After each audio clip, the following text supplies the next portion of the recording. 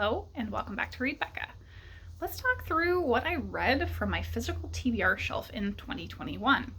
I don't really do unhauls, but I thought that would be a fun way of framing this in terms of things I want to hang on to that I read versus things I think I'm going to let go, because I tend to not hold on to things if I'm not going to reread them or have some specific emotional or research type reason to hold on to those books. So let's jump right into the books that I read. The first book I read was The Kingdom from Jess Rothenberg. This is a dystopian sci-fi, I think it's YA, and this is set in a pseudo Disneyland, very thinly veiled, and it follows a princess. So these are kind of animatronic, cybernetic type princesses, and this is told through some narrative and some mixed media with interviews, interrogations, and trial notes from a trial about her having committed a murder. And this really surprised me. It gave me a lot more than I was expecting. I thought that was going to be a fun type of element in the way that it's stylized. But beyond that, it tackles, if she's programmed, can she have actually chosen to commit a murder? Is she actually the murderer here? And so it tackles that thought-provoking discussion. And then it really surprised me. It didn't have all of the expected story beats. So I really enjoyed this thriller and found it really interesting, but I don't think I'm going to ever reread it. So that one is going to go.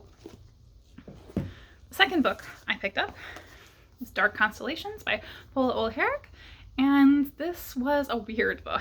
I honestly don't even know if I could really explain what it is. It's another sci-fi set in 3 timelines, one in the past, two in the past, one in far past, one in very immediate past, and one in the future.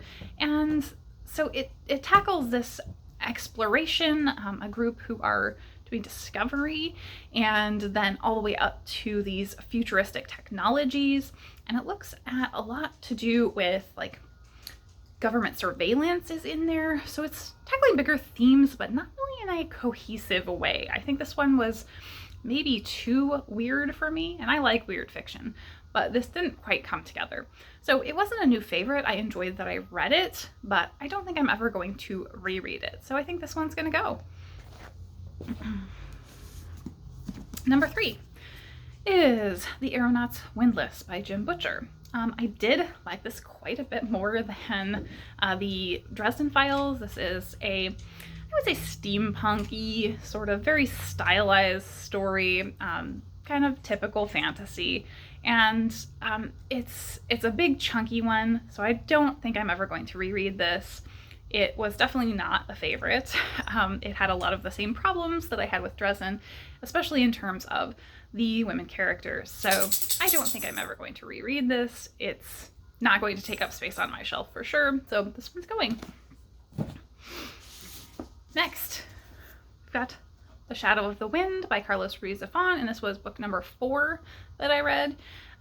This was really interesting. So it starts out with this little boy who is gifted a strange book, and he kind of becomes obsessed with finding out and uncovering the story of this book, because the books from the same author are all being destroyed basically by this shadowy figure. And so we follow him over the course of his lifetime. So it's not only the story of his obsession with this book, it's also a coming of age story for him. And unfortunately, he's not a very likable character. Most of the characters are not very likable characters. So this book had really amazing setting and atmosphere, had really fleshed out characters, but they're not very likable.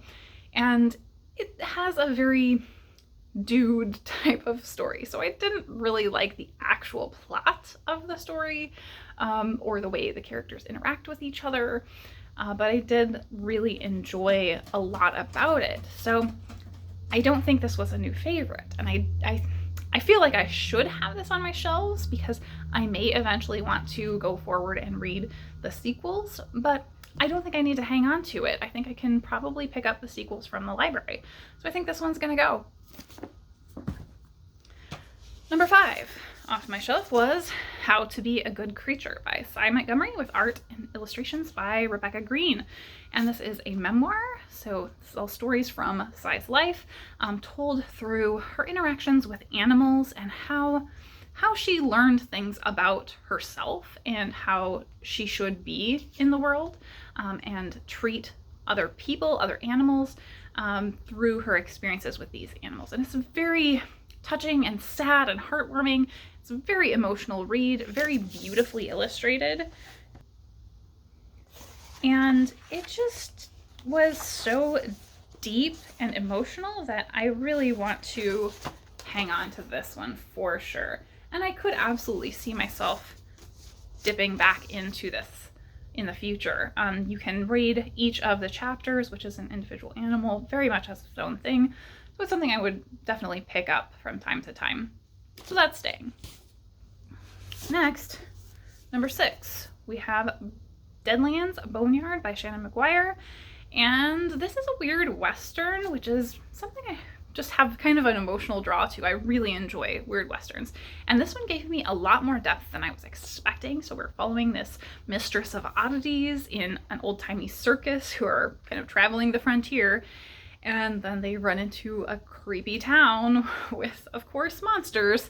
So it also had some really deep feminist themes where this woman that we're following is escaping from an abusive relationship, and it talks very much about her empowerment and her autonomy coming out of that situation. And so this one gave me a lot more depth than I was expecting. It's one I do think I would probably reread, so I want to hang on to this one. Number 7 from our pile is Frog Music by Emma Donoghue. This one unfortunately was my biggest dud of this list, so I'm not going to hang on to it. This is trying to do so much. So we're following a woman in historical San Francisco as there is this virus spreading. So that's one big element. There's also the conflict between immigrants and natives of San Francisco, and there is an LGBT element to this. There is the kind of treatment of women, so gender roles very much figures heavily into this. There's also the element of baby farms that is heavily leaned on in the blurb, and none of those feel like they were executed really well. It felt very scattered, and the point that it was trying to make just felt muddy. So I really didn't enjoy this book at all. The character interactions were so poor and the dialogue felt just utterly fake. So I'm getting rid of it. Glad to have that one off my shelf. Then we have God's War by Cameron Hurley. This was number 8. I don't know that this is a new favorite. I think this is super inventive sci-fi fantasy. It takes place in some sort of futuristic time where there is kind of a resurgence of Islamic religions fighting, and so kind of a schism, and there's a lot of bug-related magic. So there's that. There's kind of this alien presence that has more information about the religion, I would say. So there's a lot going on there. But though this was not a new favorite, I do have the entire trilogy, and I plan to read the whole trilogy because I did enjoy this quite a bit. So I'm going to hang on to this at least until I complete the trilogy, and perhaps the entire trilogy will be a favorite. So we'll see. But it was very weird, and I liked the weirdness. Next, number 9 was one I just finished, All My Puny Sorrows by Miriam Taves. And this is the story of 2 sisters in Canada, one of whom is extremely depressed and suicidal. And so that's about all there is to this book. I don't think you could really spoil it. It's just them kind of grappling with their emotional situation between each other. And it's so beautiful and heartwarming and sad. Yeah, this is a very emotional read. So this is definitely a new favorite. This is for sure staying on my shelves with my other Miriam Taves. So holding on to that one. Then we have, predictably, The Curse of Challian was number 10 by Lois McMaster-Bujold, and I loved it. This is another favorite. This is low fantasy. This is fantasy of manners.